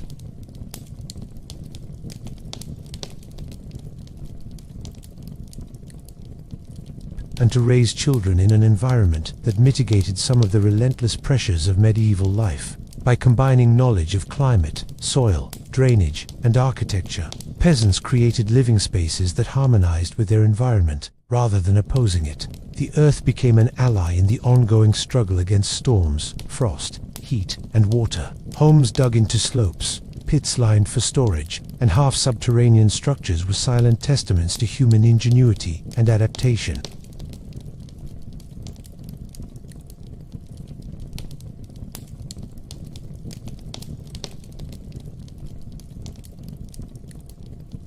It allowed communities to endure storms, survive frost, and preserve essential resources. Through careful observation, trial and error, and collective knowledge, peasants used the earth to turn an unpredictable environment into a space where survival was possible and where life, though hard, could continue.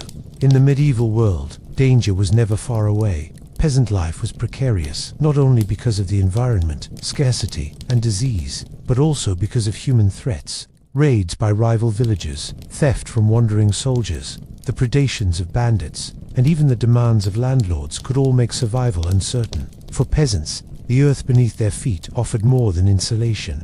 Water storage, or pest control, it provided a hidden defense, a subtle shield against the unpredictability of human violence. Understanding this aspect of underground living reveals how survival was a continuous negotiation between vulnerability and protection. Above-ground homes were easy targets. Thatched roofs could be set alight, timber walls breached, and granaries emptied in a single night. Villagers understood that visibility made vulnerability inevitable. Any structure that could be seen from a distance, especially one that indicated wealth or stored resources, invited attention.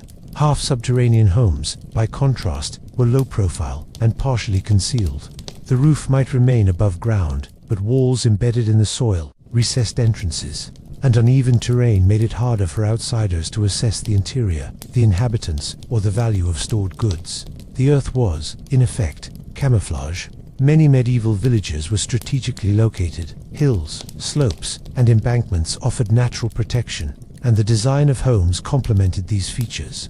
Dug-in dwellings used the landscape to reduce visibility. From a distance, a cluster of low mounds could appear uninhabited, hiding entire communities.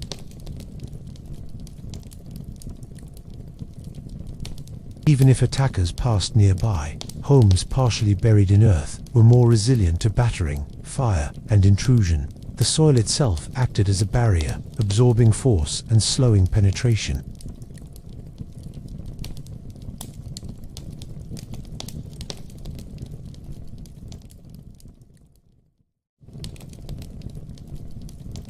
These designs were born of necessity and observation rather than architectural manuals. Families learned which configurations allowed quick retreats, how to move unnoticed, and how to shelter children, livestock, and essential provisions during a sudden threat. Subterranean construction facilitated these features. Walls of earth could conceal openings, channels could direct movement, and low-profile roofs avoided detection. The concealment offered by underground living also protected stored resources. Grain, root vegetables, and water were critical to survival, and losing them to raiders could be catastrophic. Above-ground granaries were obvious targets. Pits, cellars, and earthen-lined storage spaces were not. Peasants learned to disguise or reinforce storage areas. Straw mats and false flooring could hide pits.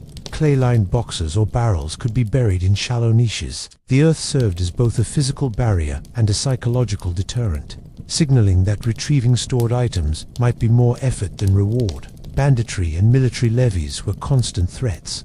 Soldiers moving through regions could requisition food, tools, or animals, often without compensation. Underground homes offered some protection.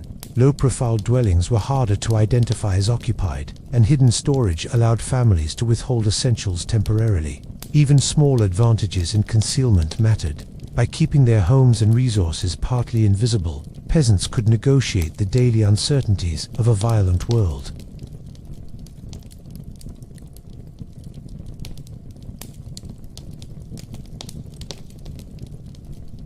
Narrow streets, clustered buildings, and earthen barriers reduced the effectiveness of raiders' movement. Observation points, lookouts, or simple signals such as drums, bells, or flags warned of approaching threats. Underground homes provided secure spaces to hide, while the community organized a response or awaited the passage of raiders.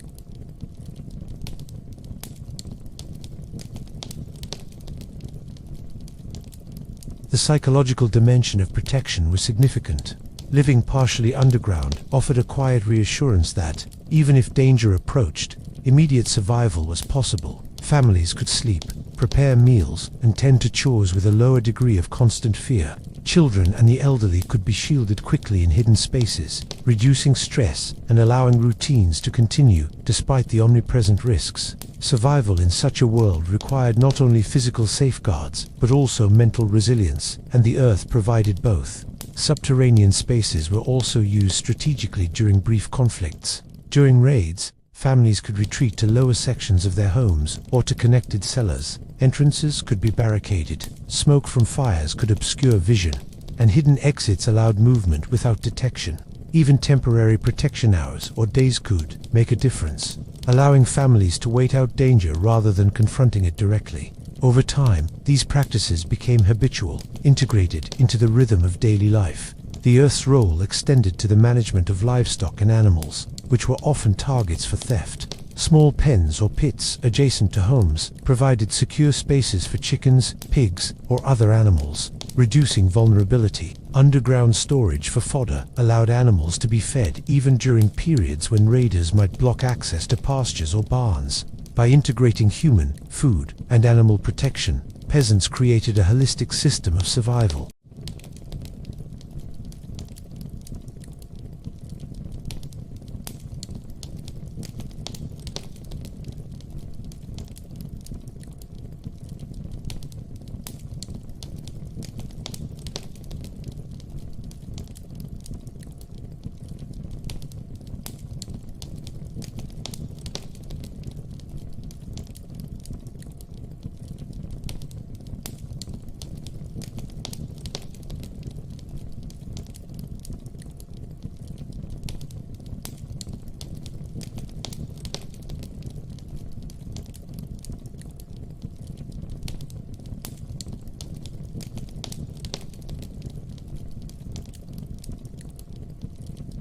Skills that might seem mundane, laying straw over a storage pit, reinforcing a wall with packed clay, or orienting an entrance away from the road, were crucial survival techniques honed over centuries.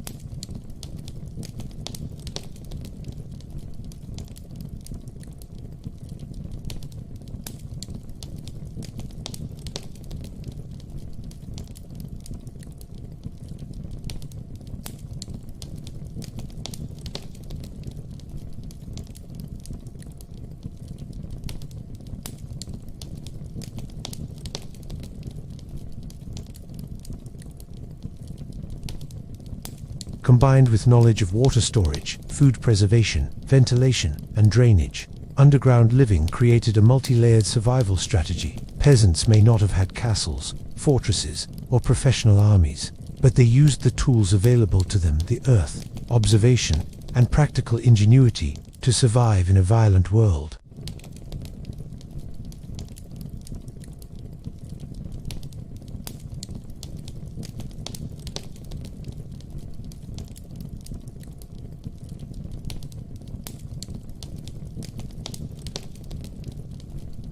Living partially underground was not a mark of poverty or simplicity, it was a sophisticated adaptation, reflecting generations of observation, experimentation, and shared knowledge.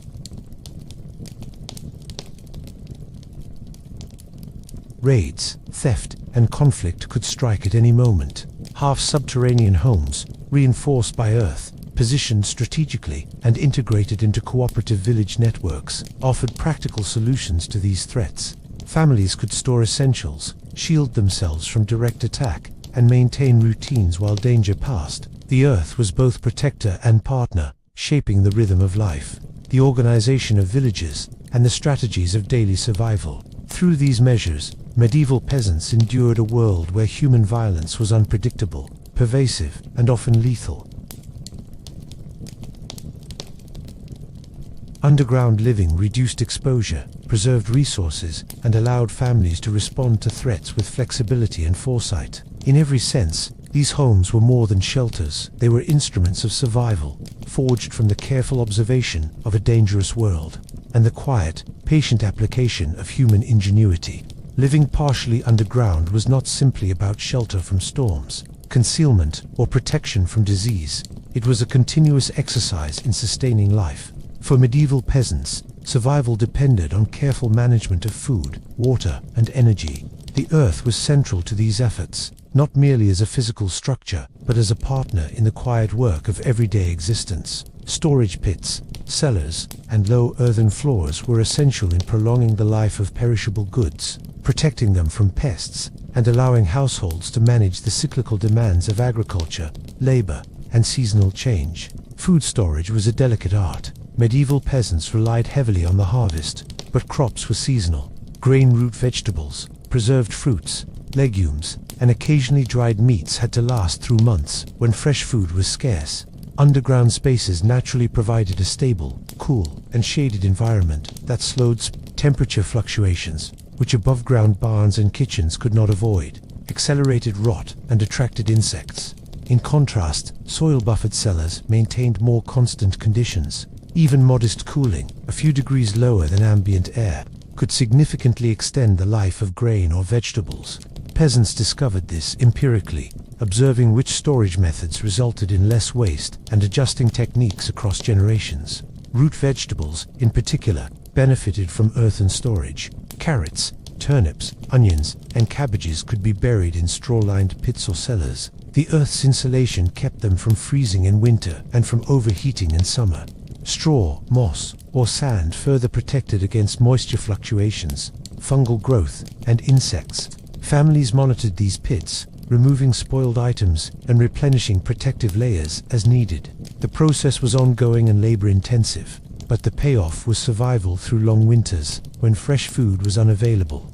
Grain, the backbone of peasant sustenance, was equally dependent on careful storage. Barley, oats, rye, and wheat were often kept in barrels, wooden bins, or clay-lined pits within the half-subterranean home. These storage areas needed ventilation to prevent mold, protection from rodents, and a stable, cool environment to maintain edibility. The earth around the storage areas helped regulate humidity and temperature, providing a buffer against both damp weather and summer heat. Grain was a lifeline, used not only for bread and porridge but also for trade, seed for the next planting season, and sometimes even as a bargaining tool with neighbors or landlords. Water management remained intimately linked to food storage and daily labor. Underground cisterns or pits ensured a reliable supply for cooking, washing, and feeding animals. Even small quantities of water had to be rationed during dry spells or when wells froze in winter. Underground storage reduced evaporation and contamination, while proximity to the living quarters minimized the physical toll of repeated trips. Every effort to conserve and protect water directly supported household labor, from preparing meals to cleaning tools and utensils. Labor itself was shaped by these storage and survival strategies. Daily routines followed the rhythm of both the earth and the seasons. Morning might begin with drawing water from a cistern, checking grain and vegetables for spoilage, feeding animals safely housed in nearby pens, and preparing meals using stored food. Tasks were cyclical and methodical. The half-subterranean home allowed much of this work to occur under relatively stable conditions. Families could process food, repair tools, or mend clothing without excessive exposure to cold, heat, or storms. Even repetitive labor became slightly less punishing when carried out in a moderately controlled environment. Seasonal preparation was vital. Harvest time required careful planning. Food had to be stored quickly to prevent spoilage, Pits and cellars had to be cleaned, lined, and reinforced. Water storage needed replenishment and inspection. In addition, winter preparations included stacking firewood, securing straw and bedding, and ensuring hidden or secure storage for valuables. These tasks were often communal, with neighbors assisting one another, sharing techniques, and distributing labor. Underground homes facilitated this preparation by providing stable workspaces and protected areas for handling perishable goods.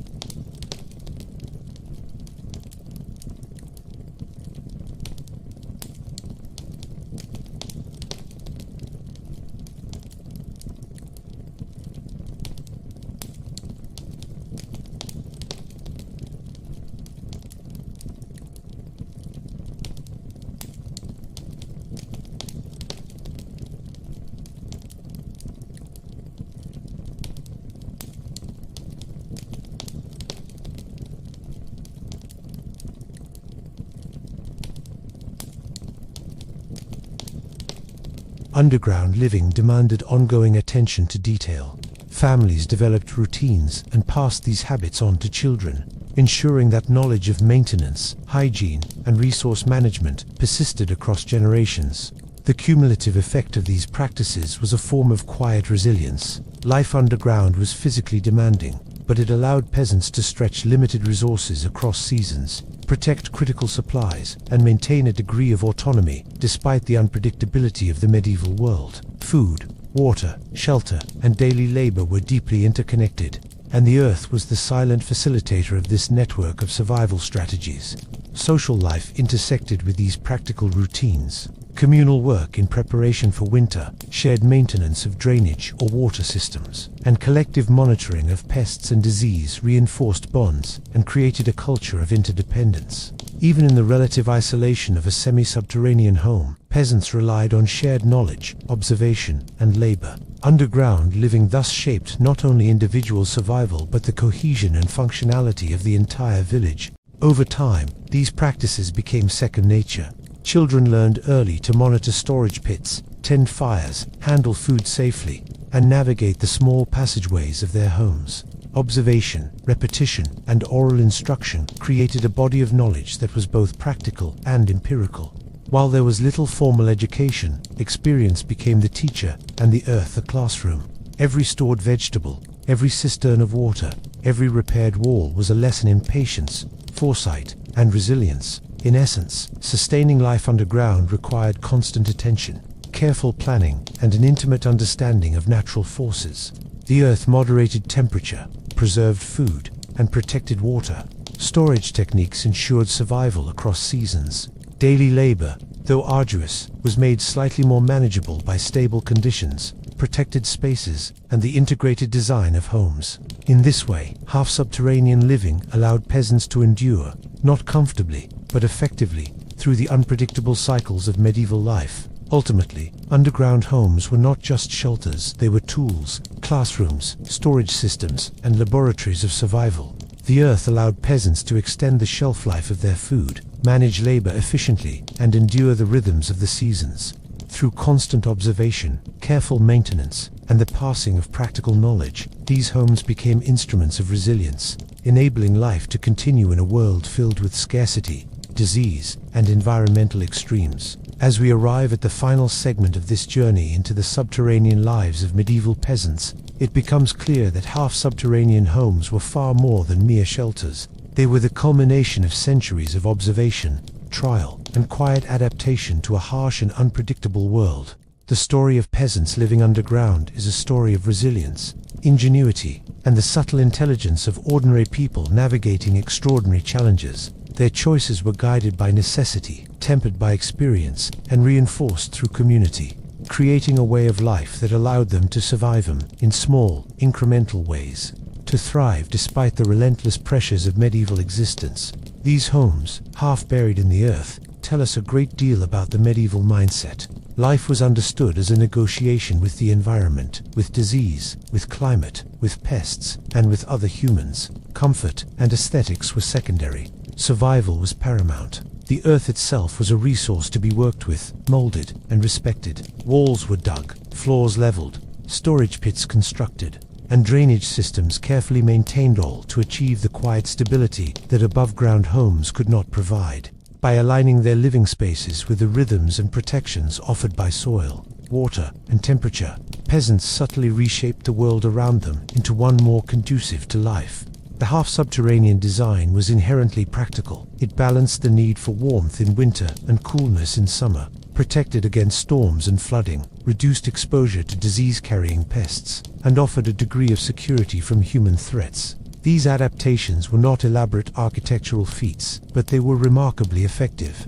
Earth was the quiet ally, absorbing shocks from wind and rain, buffering temperature swings, and concealing entrances and storage. Families discovered, through careful attention and trial, how best to use these advantages, creating homes that were functional, resilient, and remarkably sophisticated in their simplicity. Community, as we have explored, was inseparable from survival. Villages functioned as ecosystems where cooperation amplified the benefits of underground living. Knowledge of construction, drainage, pest control, and food storage was shared, passed down through generations, and refined by observation. Labor was distributed and coordinated, with families working together to maintain the protective infrastructure of the village. Underground homes facilitated this cooperation, offering spaces where tasks could be performed safely, efficiently, and in close proximity. Social bonds were strengthened not by comfort or luxury, but by shared necessity, creating a resilient web of interdependence that allowed communities to endure over generations. Daily life within these homes was a careful choreography. Tasks related to food, water, heating, and hygiene were interwoven with labor, observation, and learning. Children grew up understanding the rhythms of underground life, the importance of temperature regulation, the management of pests, and the subtleties of resource conservation. Skills were transmitted through doing, watching, and repeating, ensuring that each generation inherited not just the physical home, but the wisdom embedded within it. In this way, half-subterranean living was as much cultural as it was architectural, teaching of patience, foresight, and resilience. The challenges of medieval life, disease, hunger, environmental extremes, and violence were constant.